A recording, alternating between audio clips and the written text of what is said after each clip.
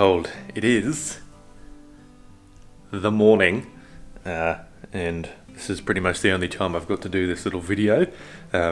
We've gone and bought some alpacas, so I've been spending this weekend cleaning up the property and rebuilding and building bigger fences and stuff to keep them in, because we have a creek line that we haven't fenced off yet. So this is what we have time for this week. So only a short video to keep you going until next week when we do a proper shooting video again.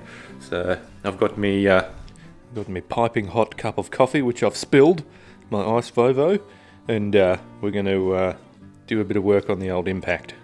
Got a bunch of wonderful things to move out the way. Herman's decided they wanted me to hang on to the Viper Tech for a little while, so we're going to continue testing and playing with that. Very excited about that.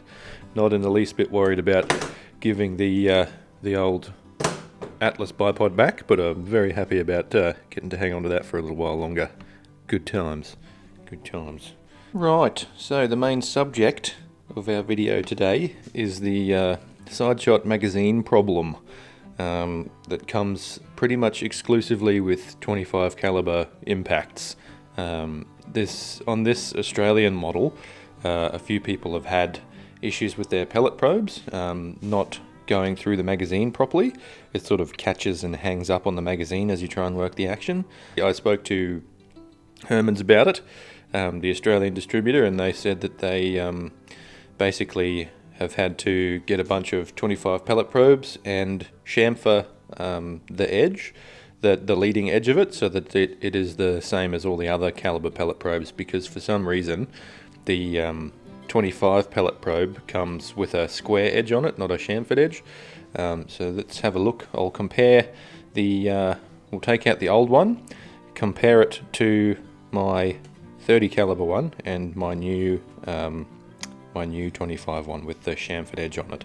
So we'll just show you the difference, show you how to pull it out, put it back in, and hopefully if you do have this problem, that this will fix it.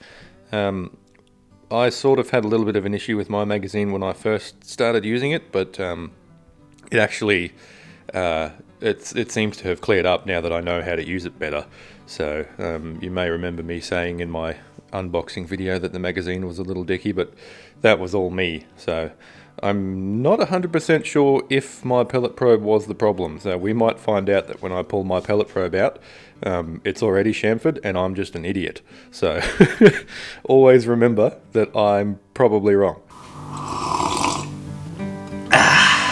So whenever you're doing anything with your guns, make sure you read your user's manual. The things that concern us today are on page 10. So I'm going to go ahead and make sure there's no pellet in the barrel and decock the weapon so that it's safe, and then read what we're going to do. So, blah blah blah, to change caliber, start by lowering the recoil pad and removing the barrel. Don't think we need to do that. When removed, open the cocking lever using the pellet probe locking screw between the slots in the rear block using a 1.5mm Allen key. Okay. Alright, so basically what we have to do is drop the recoil pad as low as it will go. There's a finger adjustable screw on it, so we just loosen that off a bit, slide him down, use a 1.5mm Allen key to loosen the retention nut that holds the probe in place, and then just remove the probe rearward out the back of the action. So sounds pretty simple to me. Alright, so that was fairly simple. This is the old pellet probe, and this is the new pellet probe. I'm going to make sure I don't get them mixed up. And keep the new one in my right hand and the old one in my left hand. So, yes, alright. Let's see if we can get this to... I'll have to take my camera off face focus. There we go. Canon cameras are crazy when it comes to the autofocus that locks onto your face. It doesn't really matter what you do, it always wants to look at your face. So,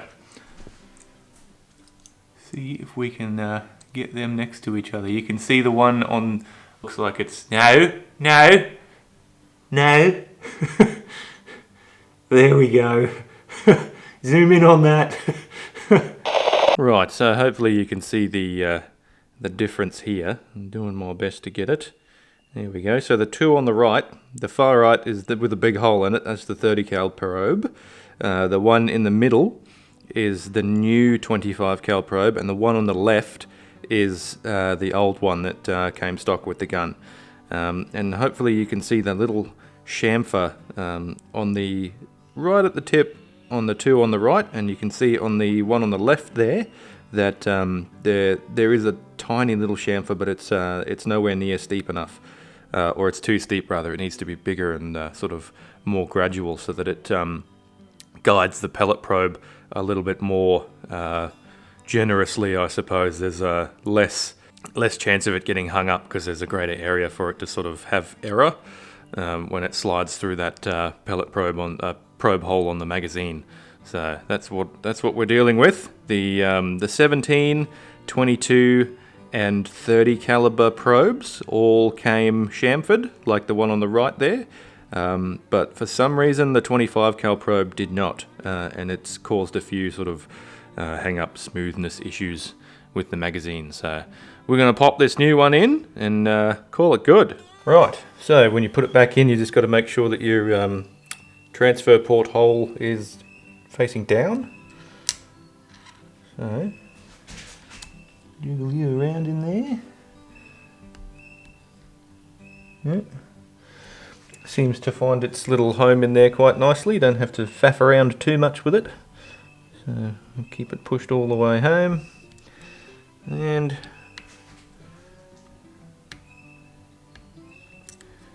wind that little grub screw all the way back in again.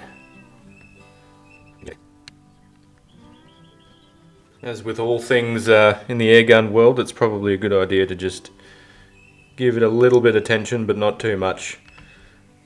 I wouldn't really think of these guns as being soldier proof. You crank down too hard on something and you're definitely going to scrip it, so that looks good to me. Alright, function test time.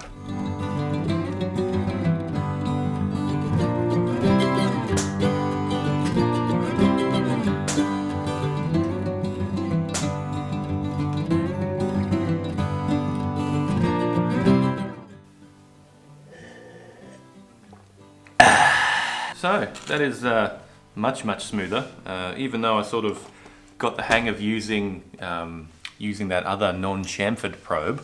It is noticeably better when you have that little cut into it. So if you are having that problem, make sure you get it sorted out while you are still under warranty. Don't want to be paying for something like that. So yeah. Good, quick, easy fix. Only takes 5 minutes, so happy days. I'm going to send this one back to Herman's Guns so they can chamfer it and I guess pass it on if they need to. So yeah, happy days. Very good. Very good. Hopefully next week I'll have a bit more time. We'll get these big, weird, fluffy little giraffes settled in and maybe have a bit of fun with the 30 cal. That'll be fun. I haven't done that yet, so we've got some more wonderful things coming from CALM. I've got a single shot loader for the Impact on its way, and a Impact 30 caliber magazine.